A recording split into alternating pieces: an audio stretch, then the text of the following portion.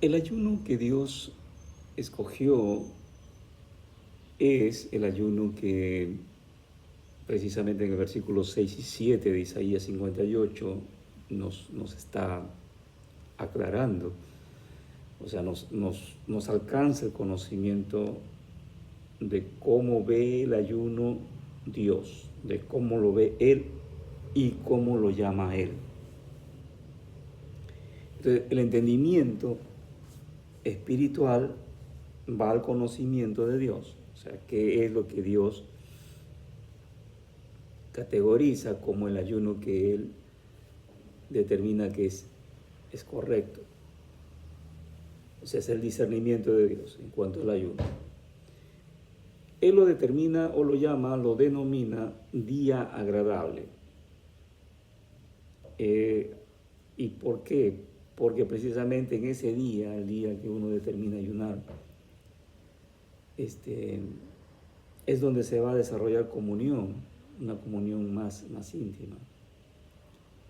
Pero también hay cosas que se harían o se hacen en un ayuno. Como por ejemplo, desatar ligaduras de impiedad. ¿Qué es?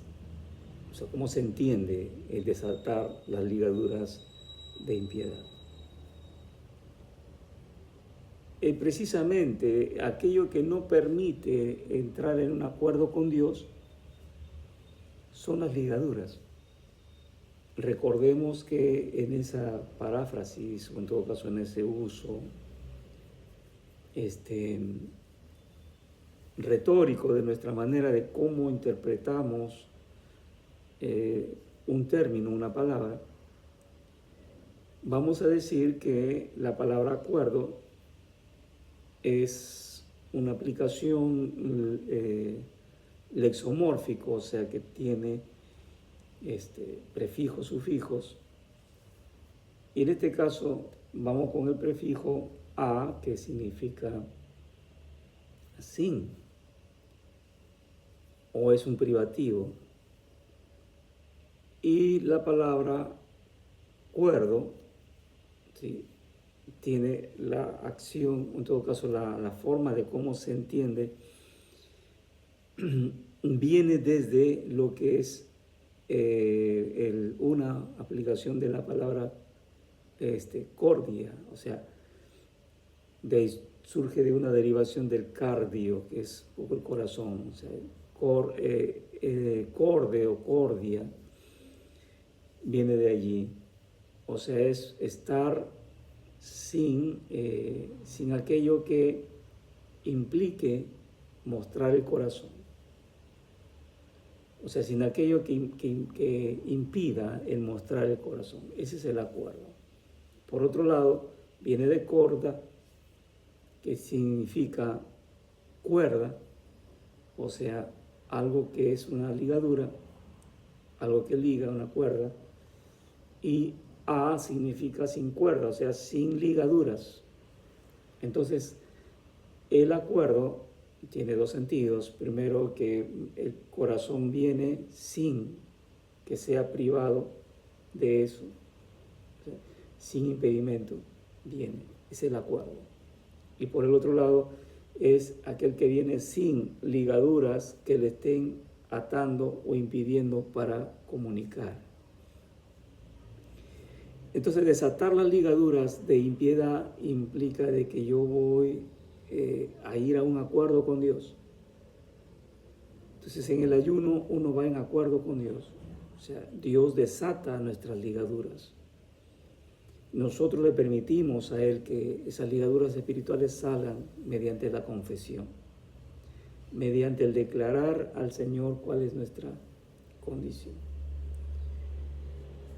Soltar las cargas de opresión, o sea, lo que oprime, las cargas tienen que ver con aquello que estamos cargando, que no es de Dios. Mateo 11, del 28 al 29 lo dice. O sea, Dios no nos está diciendo que no vamos a llevar carga en esta naturaleza humana. O sea, el hecho de ser cristianos no nos quita ser humanos. Y por ello somos tenemos tendencia a pecar, tendencia a fallar. Tenemos tendencia a cargar. Entonces Jesús dice, deja tu carga y lleva la mía, que es ligera y fácil de llevar.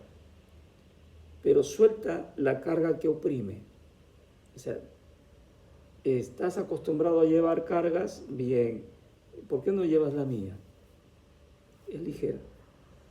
Entonces, soltar las cargas implica que yo elijo a Él, a su carga, elijo lo que Él realmente quiere que yo lleve. Lo que me oprime es lo que me lleva a lo que en la ciencia se conoce como el estrés, que lleva a puntos de flexión sobre lo que es la depresión, sobre lo que es la angustia extrema. Romper todo yugo, o sea, el yugo es aquello con que pegaste tu cabeza, pegaste tu intelecto, pegaste tu manera de pensar. Estás pensando por otros, porque otros piensan por ti. Estás pensando igual que el otro, pero no tienes la capacidad de discernir y realmente ver si es así. Estás creyendo fácilmente, entonces son yugos. Hay que romper eso porque habla de una dependencia, no solo emocional, sino una dependencia peligrosa porque asumes que el otro piense por ti, que el otro haga por ti, que el otro esté teniendo que esforzarse por ti. Entonces el yugo se tiene que romper. Por eso el Señor dice que lleve su yugo. Mejor es llevar su yugo. O sea, mejor es estar con el pensamiento de Él. Mejor es estar siguiéndole a Él. Eso significa, eso es lo que se tiene que hacer en el ayuno. Volver a Dios, a examinar si realmente nuestro pensamiento y nuestro modo de caminar y lo que llevamos es algo que Dios quiere. Partir el pan con el hambriento son acciones que habla de quitar el egoísmo, compartir. O sea, no ser egoísta, compartir. El compartir es una acción poderosa. El asunto es que el hecho de compartir va a transitar por compartirlo con la justicia de Dios. Pero no se trata de compartir con lo que a ti te agrada, o lo que a mí me agrade, o con quienes quiera.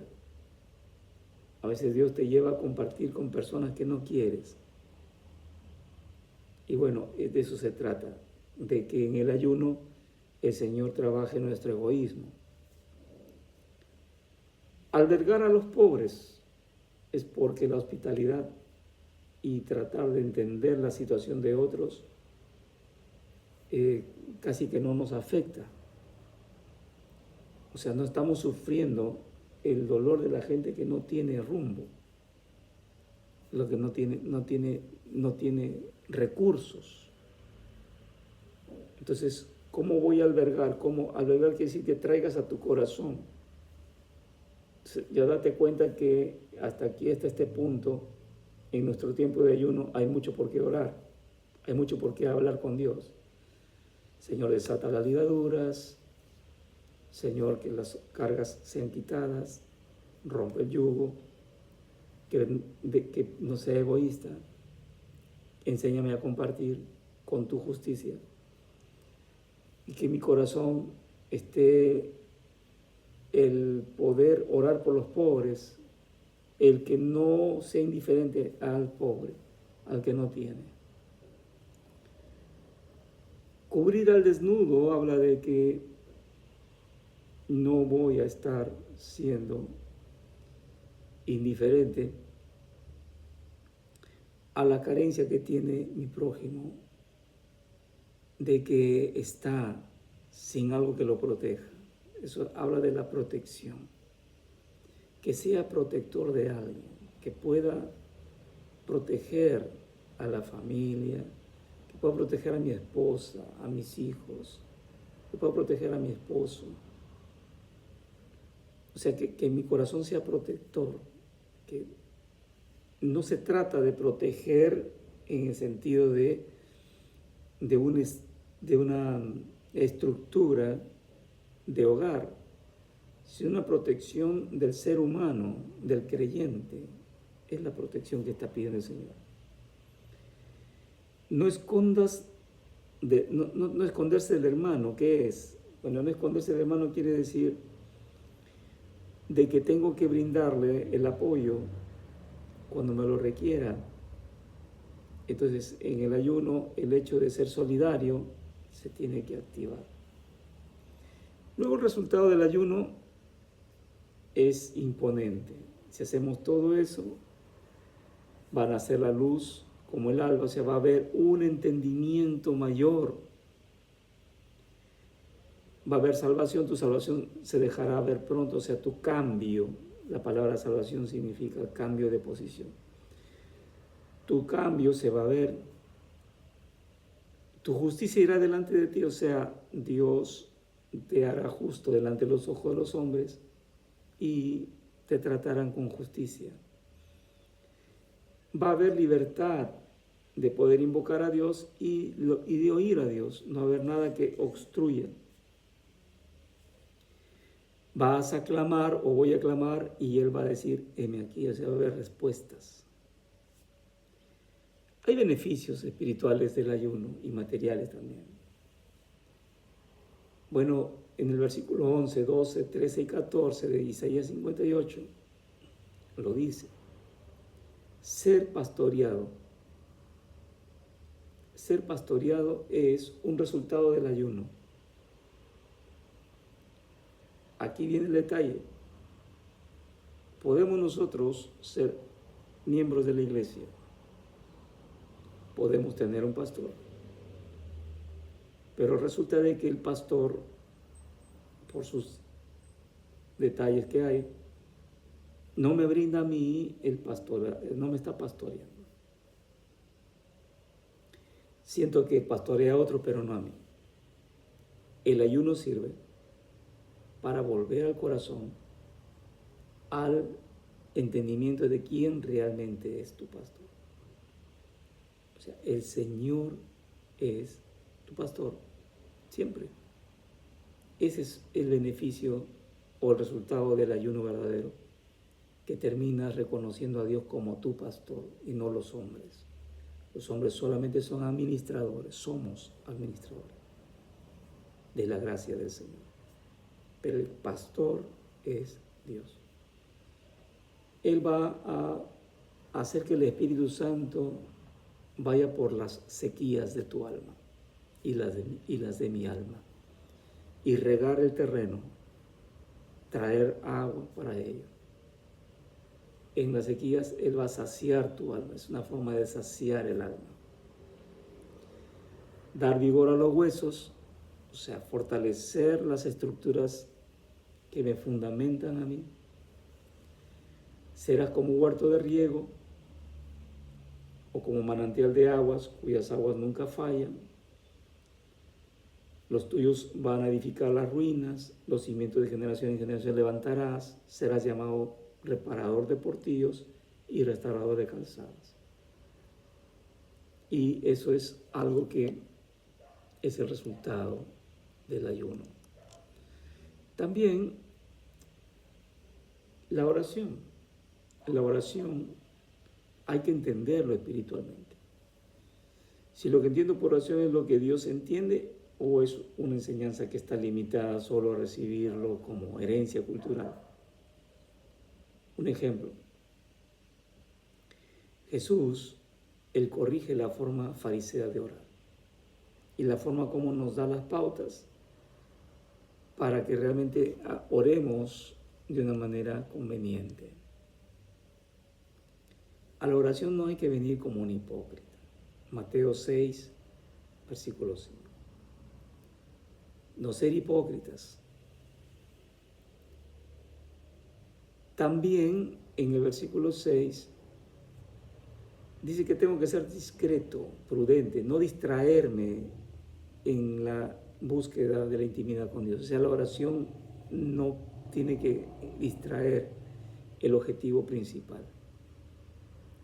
La oración muchas de las veces tiene intenciones buenas, pero se diluye en el objetivo principal. Hacemos tantas cosas en la oración. Cuando tenemos que orar, cuando tenemos que clamar, clamemos, pero le ponemos tantas cosas al tiempo de la oración